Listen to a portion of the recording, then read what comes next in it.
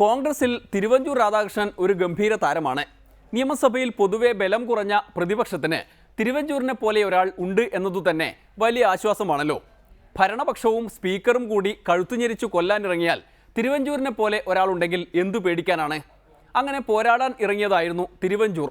എന്താണ് പറയുന്നത് എന്ന് തിരുവഞ്ചൂരിനും എന്താണ് കേൾക്കുന്നത് എന്ന് കേട്ടിരിക്കുന്നവർക്കും പിടികിട്ടാത്ത സാഹചര്യം രൂപപ്പെട്ടു.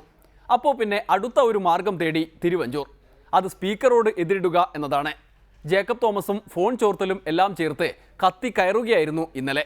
ജനങ്ങളുടെ ജീവനെ ബാധിക്കുന്ന പ്രശ്നമാണ്. അങ്ങയുടെ നോട്ടീസ് അങ്ങ് വിശദീകരിച്ചു കഴിഞ്ഞു. എന്തോ അങ്ങയുടെ നോട്ടീസ് അങ്ങ് വിശദീകരിച്ചു. അങ്ങേക്ക് തൃപ്തിയായ ഞാൻ നിർത്തിയേക്കാം. തൃപ്തിയായി? സംതൃപ്തിയായല്ലോ. വളരെ വ്യക്തമായി അങ്ങ് വിശദീകരിച്ചു കഴിഞ്ഞു. അല്ല, സംതൃപ്തിയായോ അങ്ങേക്ക്? അങ്ങ് അവസാനിപ്പിക്കും. സർ, അടിയന്തര പ്രമേയം ഉന്നയിക്കുന്ന സന്ദർഭത്തിൽ ഒരു അസമയത്ത് അങ്ങയുടെ കമന്റ് എന്തിനാ? അസമയത്ത് സർ സഹിഷ്ണുത കാണിക്കണം. പ്ലീസ് പ്ലീസ് സഹിഷ്ണുത കാണിക്കണം.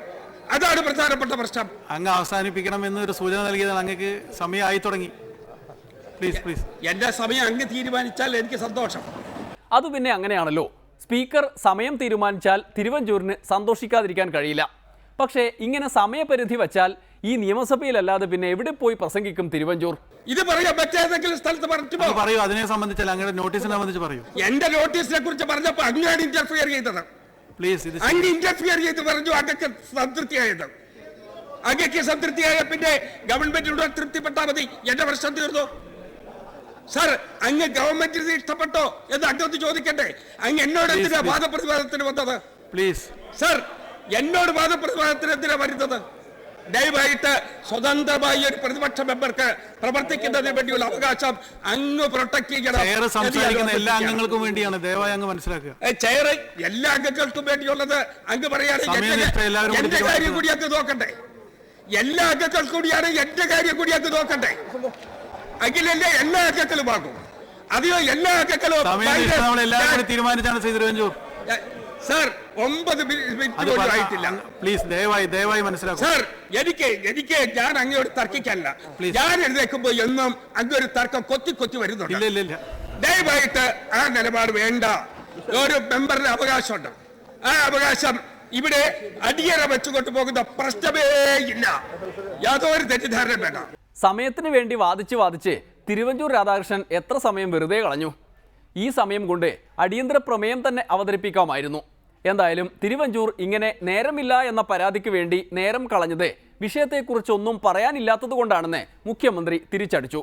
ജേക്കബ് തോമസിനെ ശരിപ്പെടുത്താൻ നടന്നവർ ഇപ്പോൾ അതിൻ്റെ പേരിൽ കണ്ണീരൊലിപ്പിക്കാൻ പോയാൽ ഇങ്ങനെയിരിക്കും. സ്വതവേ നമ്മുടെ ബഹുമാനായ അംഗം കാര്യങ്ങൾ ഭംഗിയായി അവതരിപ്പിക്കുന്നയാളാണ് എന്ന് സഭക്ക് പൊതുവിലറിയാം. പക്ഷെ ഈ അടിയന്തര പ്രമേയ അവതരണം അത് ഇതിന്റെ പ്രത്യേകത കൊണ്ട് തന്നെ ആയിരിക്കണം.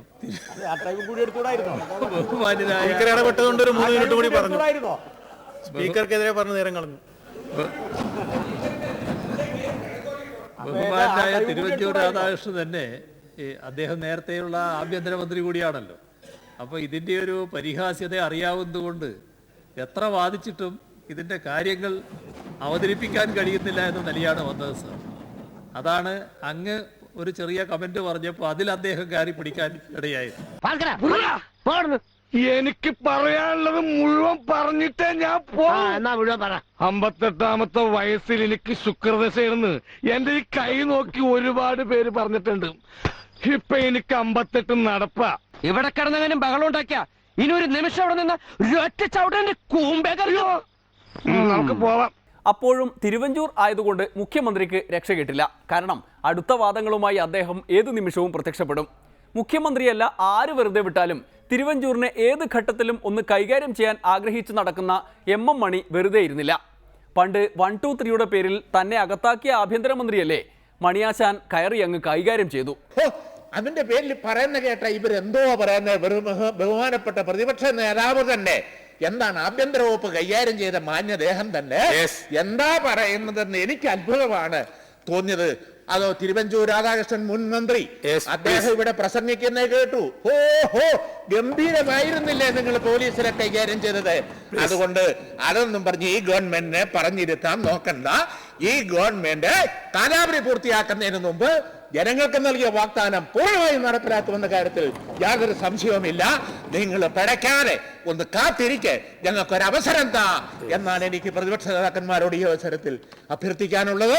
തിരുവഞ്ചൂരിനെ കണ്ടപ്പോഴെങ്കിലും മണിയാശാൻ ഒന്ന് ഉണർന്നല്ലോ. മുഖ്യമന്ത്രിയെയും പാർട്ടിയെയും പേടിച്ച് ഒളിപ്പിച്ചു വച്ചിരുന്ന ഫോം നിയമസഭയിൽ വീണ്ടെടുത്ത മണിയാശാന് എല്ലാ ആശംസകളും. എന്നാൽ ഇങ്ങനെ സ്വന്തം സർക്കാരിനെ ആവോളം ഓർത്ത് അഭിമാനിച്ചുകൊണ്ട് കത്തിക്കയറുമ്പോൾ മറ്റു ചിലർക്ക് തൃപ്തിയില്ല എന്ന കാര്യം കൂടി മണിയാശാൻ ഓർക്കണം.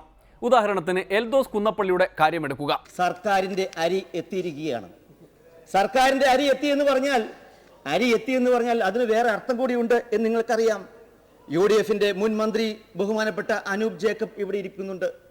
തിലോത്തമൻ നല്ല പേരാണ്, എനിക്ക് ഇഷ്ടമുള്ള പേര്. തീ പ്ലസ് ലോ പ്ലസ് ഉത്തമൻ, നല്ല ആളാണ്. തീ കുറവുള്ള ഉത്തമൻ എന്ന് വേണമെങ്കിൽ പറയാമെങ്കിലും അരി വേവണമെങ്കിൽ തീ അല്പം കൂടുതൽ വേണം സാറേ എന്നാണ് എനിക്ക് സൂചിപ്പിക്കാനുള്ളത്. ഇനിയൊരു ഇടവേള കൂടി, അത് കഴിഞ്ഞ് മദ്യം ആരോഗ്യത്തിന് ഹാനികരം. ഈ ലഹരി പദാർത്ഥങ്ങൾ പലതരത്തിലാണ് വരുന്നത്. അപ്പൊ അതുകൊണ്ട്